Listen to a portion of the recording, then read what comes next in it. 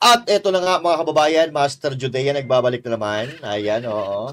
Kumusta po kayo ngayong araw ng Miyerkules? At syempre, ngayong araw na ito, mga kababayan, na parami na naman tayong pag-uusapan ng mga bagay-bagay na may kinalaman sa ating pang-araw-araw na buhay. At pag-uusapan na natin ang mga bagong kaganapan sa ating lipunan na ginagalawan. Tulad na lang halimbawa ng pagkakahuli kay Teves, oo, Congressman Arnie Teves, hinuli na mo, mga kababayan, oo. At Marcos Jr., hindi daw siya magre-resign. Bakit? Oo. At syempre, oo, yung reconciliation ay talagang pambubudol na naman at dito sa video na ito ay ating patutunayan. At ang sabi ni Marcos Jr. ay wala daw silang kinalaman sa impeachment ni VP Sara Duterte. Wala pala kayong kinalaman, pero yung anak mo nangunguna sa pirmahan. Diba? At mga kababayan, yung gusto nalang i-impeach at gusto nilang pabagsakin, ayun, nandoon sa The Hague, pinagkaguluhan maging doon sa Doha, Qatar. Ito ay nangangahulugan lamang na ang mga Duterte ay talagang minamahal ng taong bayan. Oo. Marami na naman na mag-iinit ng ulo dito. Dahil yung kanilang idol, pakaway-kaway na, sumasakit na kilikili, wala man lang nagpapapicture. Kumakaway sa walang tao. Ano ba yan? Oo. At eto na nga mga kababayan, atin ang uumpisahan pagkatapos ng ilang paalala. Banateros ay hindi magigiba. Banateros ay hindi nag-iisa. Banateros ay kami walang iba. Banateros hanggang sa huli naming hininga. Yan ang banateros, walang inuurungan. Pag tama palakpakan, pag mali ay babanatan. Yan ang banateros, boses ng ordinaryong Pilipino. Banateros ay walang makakaawan.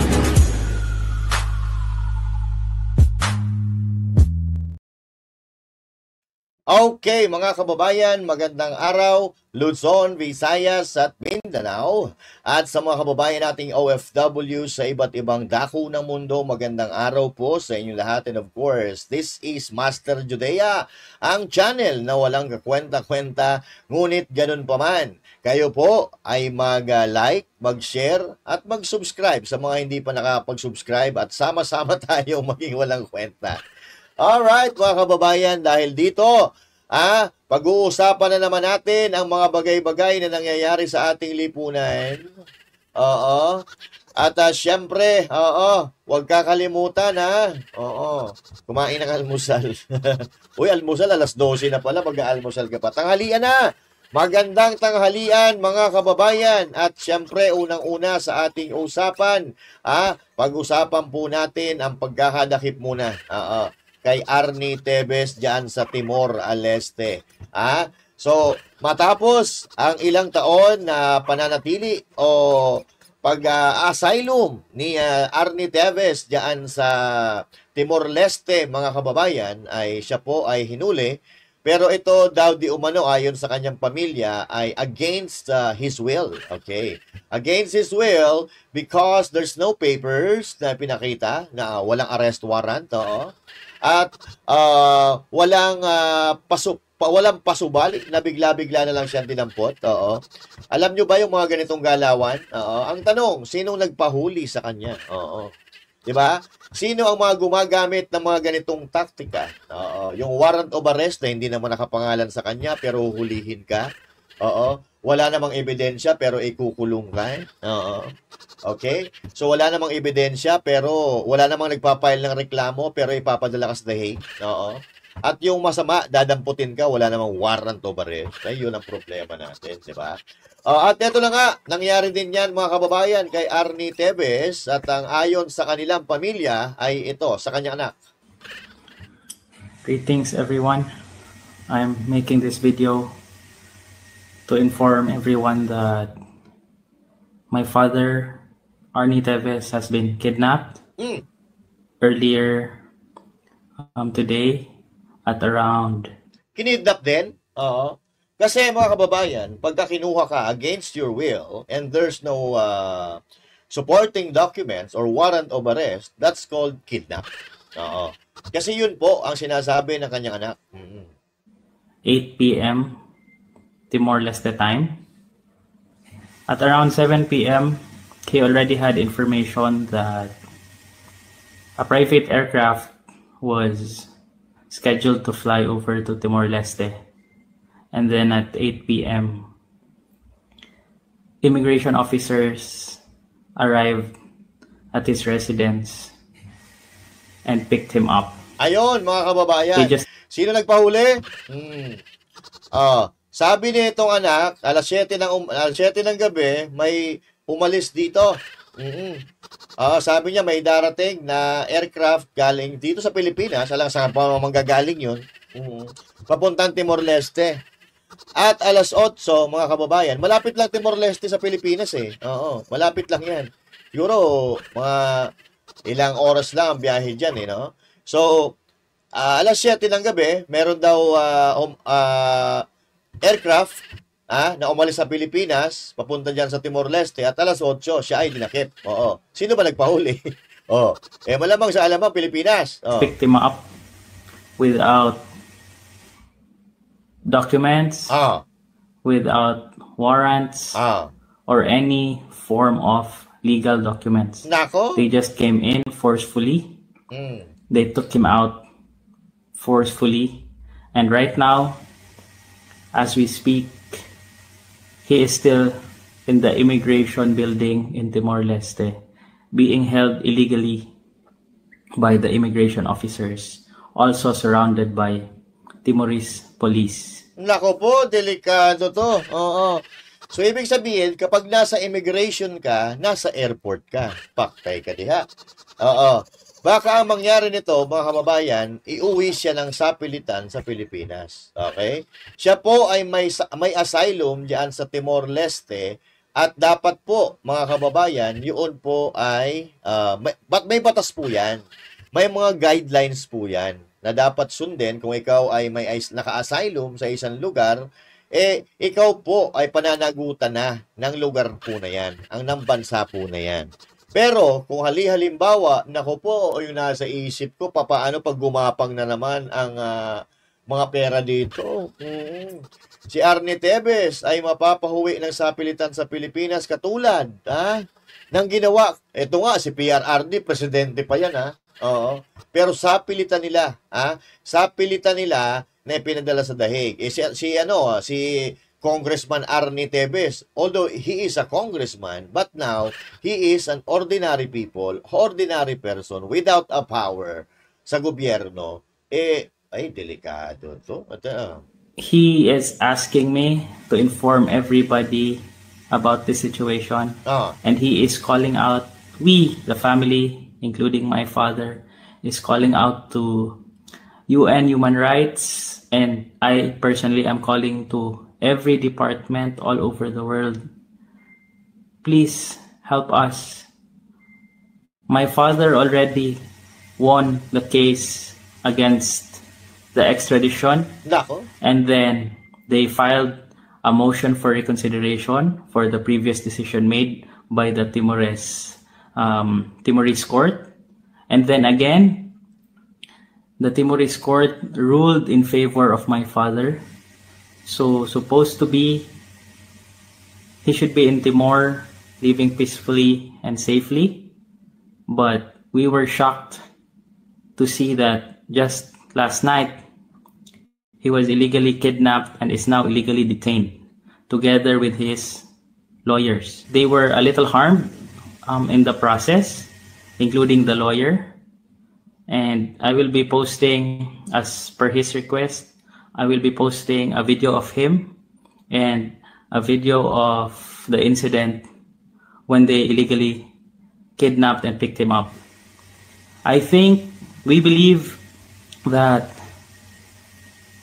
they are doing the same thing as what they did to Tatay Digong, the former president of the Philippines, where they will just detain the person illegally and fly him out wherever they want, and then just settle everything after.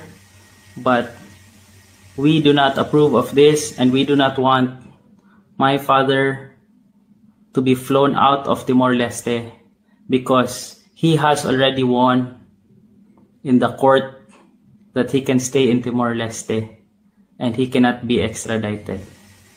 Please, again, to any departments all over the world, please send help as soon as you can, because we believe he will be flown out first thing in the morning today.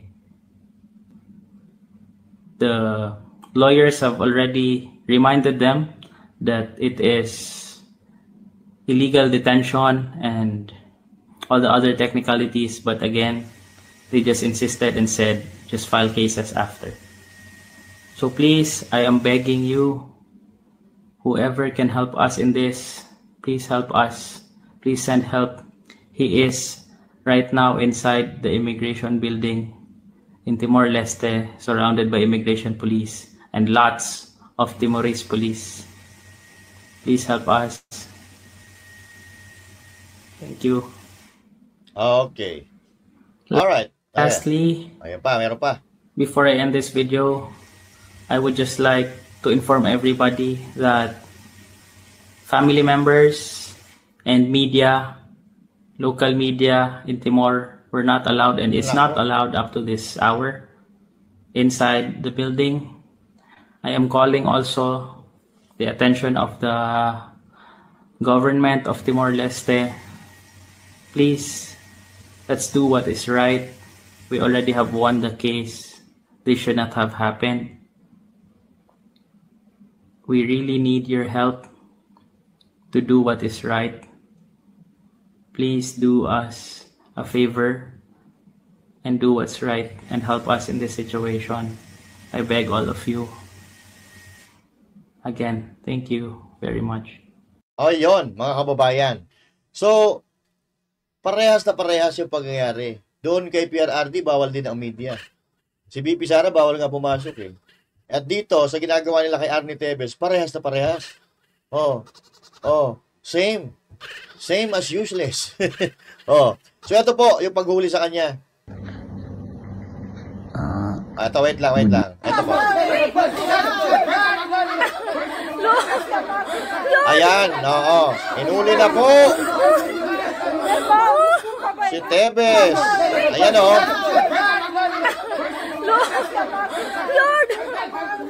Ayan. Wala tayong nakita kahit anong papel na hawak-hawak nila. Kanina, pagkakita ko sa video na ito,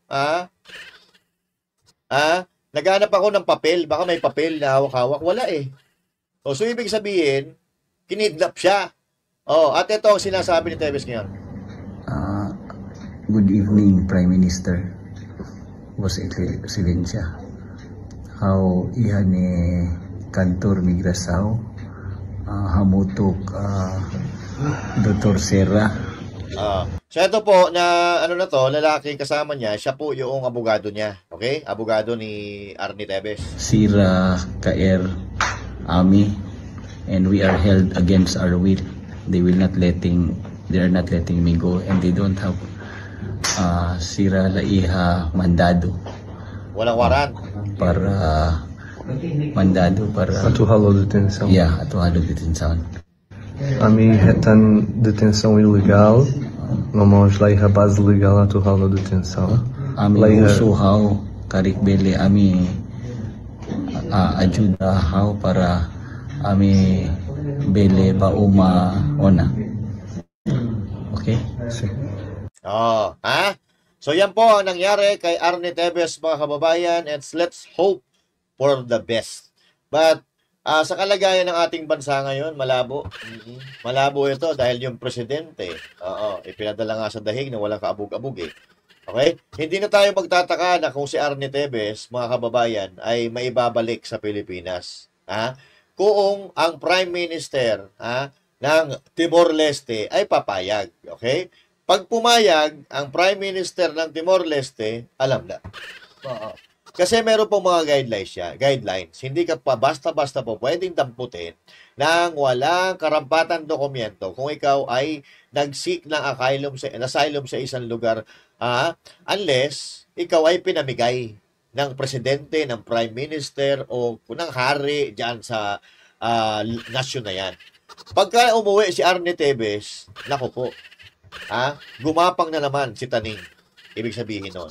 But, pero ganun pa man, habang buhay may pag-asa, di ba? Good luck ato Congressman Arnie Tevez at sa iyong pamilya. At sana ay kahit sa iyo, maumpisahan ang hustisya sa Pilipinas. Dahil naniniwala naman tayo mga kababayan na sa atin, bilang tayo sumusunod sa batas, okay, Arnie Tevez is still not guilty. Okay? Innocent until proven guilty. No, hindi pa po siya guilty, mga kababayan. Pero hindi pa guilty, ganito na yung ginagawa sa kanya. Papaano kung guilty pa yan? 'Di ba? Si Pangulong Duterte nga, hindi pa guilty, ayun, nilipat na nila. Si Pastor Apollo Sikimuloy, walang kasalanan, ikinulong nila. That is the kind of government that we have in the Philippines. Okay? That is the government that we have in the Philippines. Okay? Tapos, ang sasabihin ng presidente ng Pilipinas, I will not resign. I will not resign. Why? What is the reason you are you don't want to resign? Eto. Sabi niya. Yeah, that's what they want. Ito Ang sabi niya. I will resign? Yeah, that's what they want. Ba't gagawin nyo? At wala sa ugali ko yung tinatakbuhan ng problema. Ay, wow! So, good with that. I will resign? Yeah, that's what they want. Ba't ko gagawin nyo? At wala sa ugali ko yung tinatakbuhan ng problema. Ayun, naman pala Alam mo, Mr. President, kahit saan ka pumunta, nandun ang problema. Kahit tumakbo ka sa problema, hindi ka tumakbo sa problema, nandun pa rin ang problema. Alam niyo kung bakit? Alam mo? Dahil ikaw ang problema. Ang sabi ng nagtatanong, they want you to resign. So, ibig sabihin, they want you to resign. Ibig sabihin nun, marami ang gustong mag-resign ka. Pero ayaw mo. Dahil sabi mo, hindi mo tinatakbuhan ang problema. Alam mo, kahit tumakbo ka, hindi ka tumakbo, hindi mawawala ang problema dahil, ikaw ang problema. Bakit daw niya gagawin yon? Bakit mo gagawin na mag-resign, Mr. President? Unang-una, natatandaan mo pa ba yung sinabi ng kapatid mo, si Amy Marcos? Ang sabi ni Amy Marcos, hindi ikaw, hindi Marcos ang nagpapatakbo ng gobyerno ngayon, kundi Romualdez at Araneta. So, yun pa lang, Mr. President, ay matinding rason na yun. Mabigat na rason kung bakit kailangan mong umalis dyan sa pwesto mo. Dahil, tulad ng sinabi ng kapatid mo na ayaw na sa'yo ng kapatid mo, hindi ka mahal ng kapatid mo. Dahil kinokontra ang mga pulisiya at mga desisyon mo, yun pa lang ay sapat ng dahilan para ikaw ay mag-resign, Mr. President. At pangalawa, sa rason kung bakit kailangan mong mag-resign, 3 taon ka na, wala ka pa nagagawa sa panunungkulan mo. Yan ay mga matitinding rason kung bakit kailangan mong mag-resign. Okay? At pangatlo, yung pangako mo mula na ang pag-upo mo o nangangampanya ka pa lang hanggang 3 taon na ngayon, hindi mo naman tinupad. Yun ay mga rason kung bakit kailangan mong mag-resign. At pangalawa, ang sabi ng taong bayan, ikaw ay bangag, pero hindi mo pinapatunayan na ikaw ay malinis sa pamamagitan ng hair follicle test. So those are the reasons. Actually, there is a lot. There is a lot of the reason. There is a lot of reason why you need to resign. Now, okay? Pag-usapan natin naman yung kanyang reconciliation. Yung reconciliation, mga kababayan, sino ang nagsabi? Sino ang gusto makipag-reconcile? Di ba siya? Ikaw ang may gawa nun. Ikaw ang may gusto, hindi ang mga Duterte. So bakit parang issue pa sa mga Duterte? Ikaw ang may gusto. Walang pakialam sa'yo ang mga Duterte kahit anong gawin mo. Pero ngayon, dahil nagdi-demand ang mga supporter and even the Duterte camp ng kondisyones, hindi po pwedeng ganun, Mr. Marcos Jr. Nung una pa nga, alam mo kung bakit ayaw mo na may kondisyon? Kasi hindi ka naman tumutupad sa kondisyon eh. Una pa lang, sumira ka na sa pinag-usapan ninyo ni VP Sara Duterte. So, ngayon, kahit magkaroon pa ng kondisyon, sa tingin nyo maniniwala pa rin ang taong bayan? Hindi. Then even, sa tingin nyo maniniwala pa rin ang Duterte sa mga sasabihin mo? Hindi na. Niloko mo ang taong bayan, niloko mo si VP Sara Duterte, niloko mo ang buong Pilipinas. Kaya ngayon, pinagre-resign ka dahil wala kang wenta. Reconciliation. Ano ang sinabi niya sa reconciliation? Sabi niya, mga kababayan, ay, tinanong siya ni Katunying kung there's a chance na magkasundo. Ang sabi niya, ayaw niya ng kaaway. Gusto niya maraming kaibigan. So now, gusto mo pala ng maraming kaibigan, hindi ka umayos. Hindi mo ayusin ang ginagawa mo. Kung ano-ano pinaggagawa mo dyan sa gobyerno mo. Ano sabi niya? Reconciliation. Ito ha. Saan ba? Saan ba yung reconciliation niya? Reconciliation mo ha. Ito. Gusto mo pala makipagbati tapos nagre-reklamo ka. Wait. No. That's not how reconciliation works. You don't put conditions to reconcile. If you're sincere, you want to reconcile, let's sit in front of you. Ano ba talaga problema? Paano nangyari? Unang-una, Mr. Marcos, huwag kang magtanga-tangahan. Alam mo ang problema. Okay? Unang-una, hindi ang mga Duterte ang naglatag na gustong makipag-reconcile sa'yo. Ikaw. Mahiya ka sa balat mo kung may hiya ka pa, Hindi sinabi ng mga Duterte na sila magkikipagkasundo sa iyo. Unang-una, ikaw ang nagsabi nun, hindi sila. Ikaw ang may gusto nun. Alright? Ito, tanggalin natin ang problema. Pero sasabihin mo, hindi ako makikipag-usap hanggang ibigay mo sa akin ito. Wala pupuntahan na. Bangag talaga to. Kung saan nagsimula ang problema, Mr. Marcos, doon mo uumpisang ayusin. Mr. Marcos, wake up. You are a president of the Philippines. Hindi ka tambay. Okay? Alam mo, you know for yourself, kung saan nagsimula ang problema. Nagsimula ang problema sa panggigipit nyo sa mga Duterte kasama ng mga allies nila.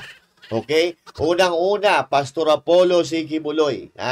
Pinag-initan ninyo kasama ng mga politiko na ayaw sumunod o ayaw kumampi or ayaw sumunod sa mga polisiya mo na hindi na naman na negatibo naman talaga at hindi maganda ang idudulot sa bansang Pilipinas, anong ginawa nyo? Pinag-initan nyo.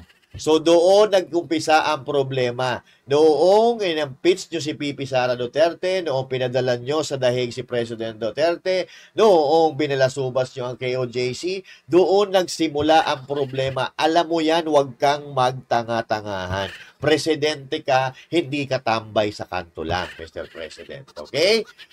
So, saan nagsimula ang problema? Of course, doon sa mga ginawa nyo, doon nag-umpisa ang problema. And until hindi maayos ang problema, not until maibalik mo, mailabas nyo si Pastor Kibuloy, maibalik nyo sa Pilipinas si President Duterte, itigil nyo ang impeachment kay VP Sara Duterte, that is the only way on how the reconciliation be made between you and the Dutertes and their allies.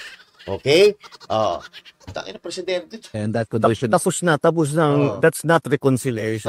Brunes, that's not even a negotiation. That's demanding. Those are setting conditions.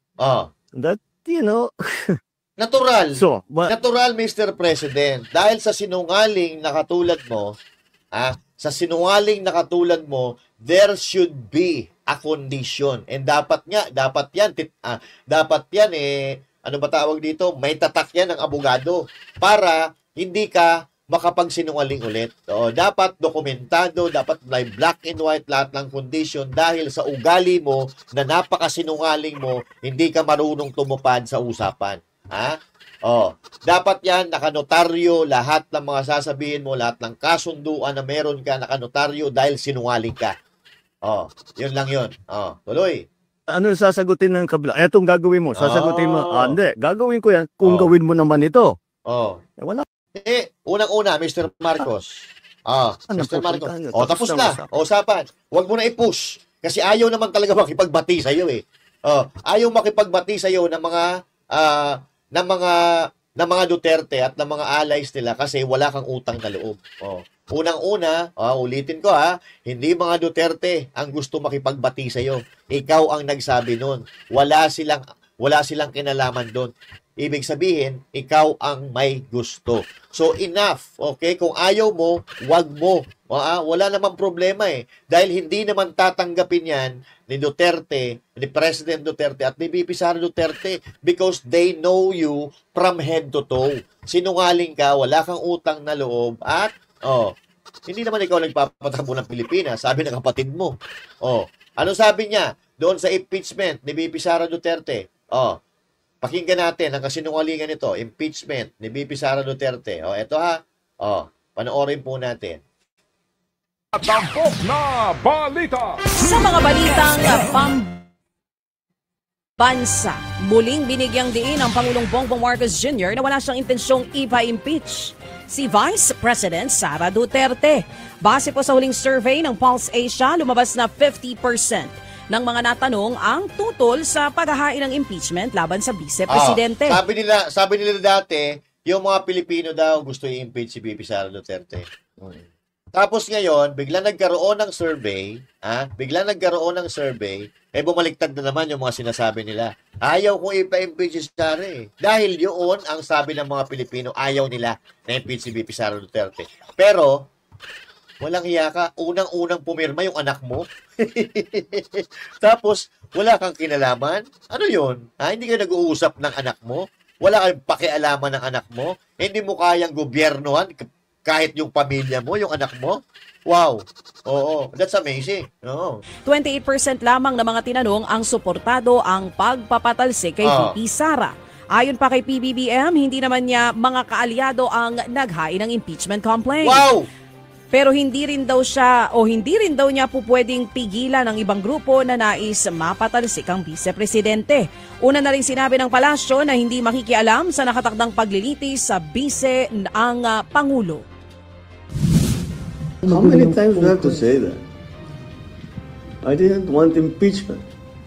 Lahat ng kakampi ko sa Kongreso hindi nag-file ng impeachment complaint. Puta, talaga to. Saan ka nakatira? Anong planeta ka nakatira? Unang-una, Kongreso po.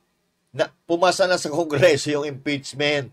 Pinakaunang pumirma yung anak mo. At ang dami-dami na mga puro kaalyado ninyo ang pumirma to impeach VP Sara Duterte. Tapos ngayon sasabihin mo, wala sa kaalyado mo, bugok ka. Hindi ko alam kung presidente ka talaga.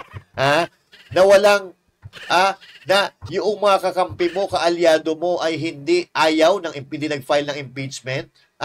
Yung pinsan mo. Ang may pasimuno niya, pinsan mo. Yung anak mo unang-unang pumirma. Tapos sasabihin mo, yung kaalyado mo, hindi nag-file ng impeachment. What the heck is that? Please, my Lord, save the Philippines talaga. Tama si VP Sara. Yung mga nag-file ng impeachment complaint, hindi mo masasabing kaya kong utusan o pagsabihan na ito yung gagawin mo. Hindi mo talaga kayang pagsabihan, Mr. President. Kasi weak ka nga weak ka, mahinang nilalang ka, mahinang presidente ka. Hindi mo kayang pagsabihan. Dahil bilang ikaw ang pinakamakapangyarihan dito sa Pilipinas, dapat ikaw ang nagmamando sa lahat. Kung hindi mo kaya na manduhan ang lahat ng mga Pilipino, kahit sino dito sa Pilipinas, abay, you don't have a right to be a president. Kung hindi mo kayang pasunurin ang Senado, ang Kongreso at lahat ng tao, lahat ng Pilipino sa bansang ito, abay, you don't have a right to become a president. Huwag mong ipilit. Kaya, huwag na kumapit. Kalas na! Alis na! How many times? Medyo namula? Hindi ba may pag-usapan din natin kasama yung isang... Nagalit siya, mga kababayan. Nagalit po ang presidente ng Pilipinas because how many times do I have to say this? Pero yung sinasabi niya, mga kababayan, labas sa tenga, labas sa ilong. Wala, puro kasinungalingan. Yan nga po. Kung hindi... Okay. Kalamayin mo muna ang iyong kalooban. Ay, may ginalamay ko na. Sige. Yan nga po ang tinig. Bukayo na nga ang dating Yan nga, pinagtatawanan siya Pati ito pag pinagtatawanan siya ni Ted Pailon, ni Chacha, ito hindi maka-Duterte ito mga to. Hindi maka-Duterte yan. Pero, nakikita, yung itsura nila tatawa Nga po mga kapatid, ang tinig ng Pangulong Bongbong Marcos Jr. Samantala sa ibang balita, kinumpirma ng Department of Justice na 3. Eto pa, kalugtong ng balita na yan. Nagalit ang presidente, mga kapatid. Eto. Ano to? Update muna tayo mga kapatid. Mukhang medyo nairita si Pangulong Bongbong Marcos nang matanong tungkol doon sa impeachment trial laban kay Vice President Sara Duterte. Sige, i-irate nyo ng i-irate. I-irate ng i-irate para lumabas ang totoong kulay, ang totoong ugali. Yado niya sa Kongreso, wala naman daw nag-file ng impeachment laban sa Vice Presidente at yung mga naghain naman ng impeachment case laban kay Vice President Sara Duterte ay yung mga taong hindi naman niya kayang kontrolin. Sabi ni Pangulong Marcos, naniniwala siya na Marcos, lahat ng tao sa Pilipinas kaya mong kontrolin. Presidente ka. Hindi mauuwi sa political chaos ang impeachment trial na ito dahil bahala na rin naman daw ang mga miyembro ng Kongreso at ng Senado na magdesisyon tungkol sa kasong ito. Pero matatandaan natin na pinakaunang pumirma doon sa 4th impeachment case laban sa Vice Presidente ang kanyang anak na si Ilocos Representative Sandro Marcos. Although... Yun, mga kapatid. Doon natin malalaman na itong gobyerno na ito, budol talaga. Paano mo sasabihin na yung mga kaalyado mo ay ayaw ng impeachment kung unang-una na pumirma sa impeachment ay yung anak mo? Samantalang yung ini-impeach ninyo, mahal na mga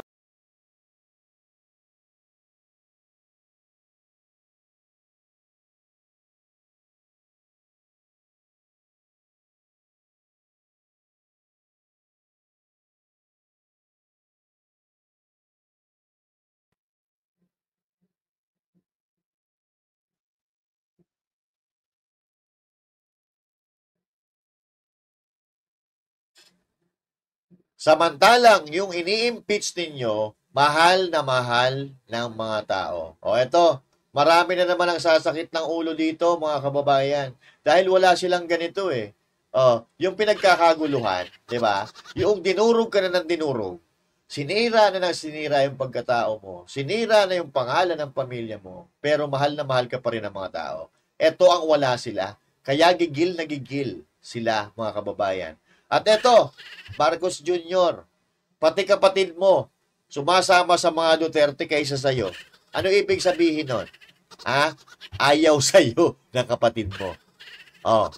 Eto. Makinig kayo, manood kayo. Mga supporter ni Marcos. Eto, hindi kumakaway yan Hindi kumakaway-kaway. Siya talaga ang dinudumog ng tao. Kahit saan magpunta, basta Duterte, pinagkakaguluhan. Kayo, ano masasabi nyo dyan sa amon nyo, sa idol nyo? Wala. Iniiwasan ng tao kasi nabubwisit yung mga tao sa inyo.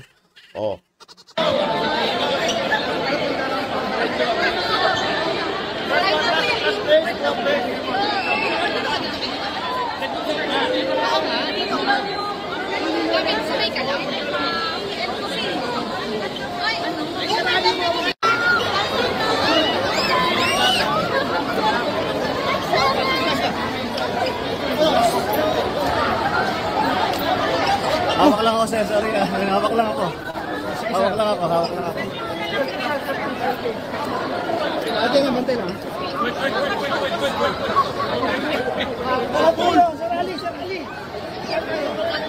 Oh, di ba? Oh. Yan ang Disney princess. Oh. Lang yan. Oh. Ha? Oh. Yan ang pagmamahal. Ganyan.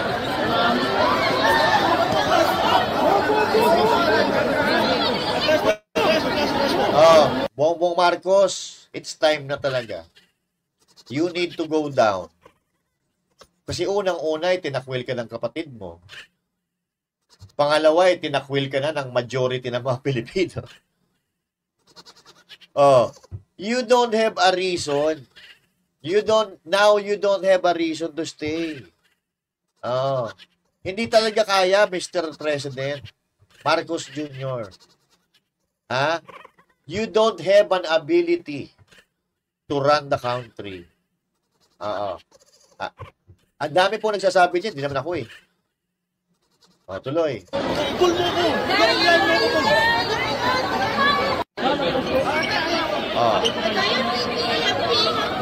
Yan ang BP namin. Yan ang BP namin.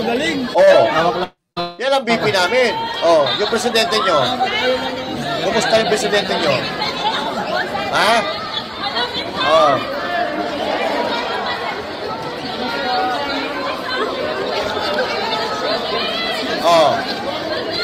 Yung ulo ko, kuya.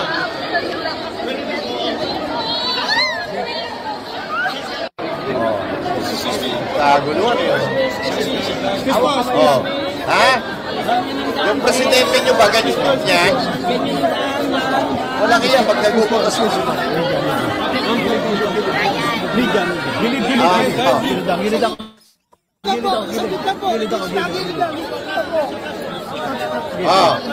Ha? Moving. Atras lang, atras. Sa kabila. Hawak ako.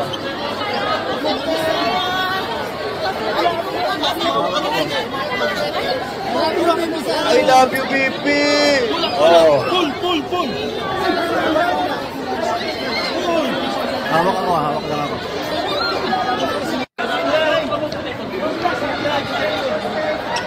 Sorry.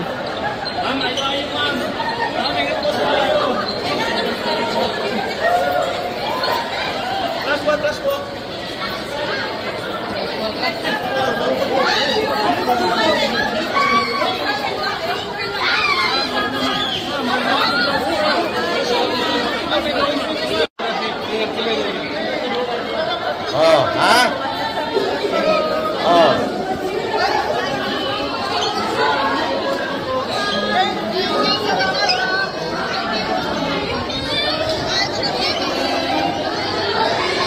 Sigawan na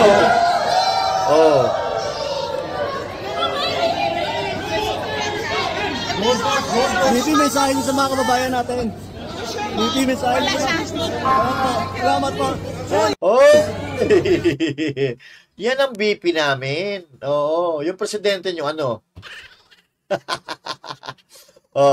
Ang sabi nila, nagtataka daw sila kung bakit nakakulong si President Duterte, minamahal pa rin, pinagkakatiwalaan pa rin ng tao. Hindi ba kayo nag-iisip? Ha? Na kahit nakakulong yung tao, mahal siya ng mga Pilipino. Alam niyo kung bakit?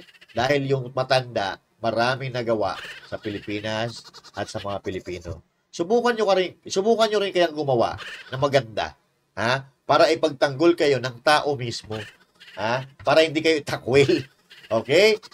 Ngayon, balikan natin, mga kababayan, ha? Yung vote recount. Ha? Vote recount. Manual recount ng botohan.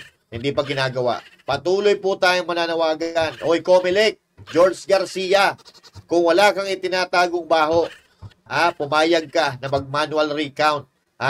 May nagpipresenta na nga na magbilang Manunood lang kayo. May nagpresenta na magbibilang, manonood lang kayo. So ano po yung problema nyo? Pera?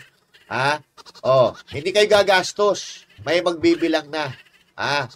George Garcia, huwag ka ring patanga-tanga. So yan, mga kababayan. Yan po ang mga balita sa araw na ito. At magkita-kita po tayo muli sa susunod nating upload. And once again, this is Master Judea saying thank you. God bless you all. And to God be the glory. Magandang araw po sa inyo lahat.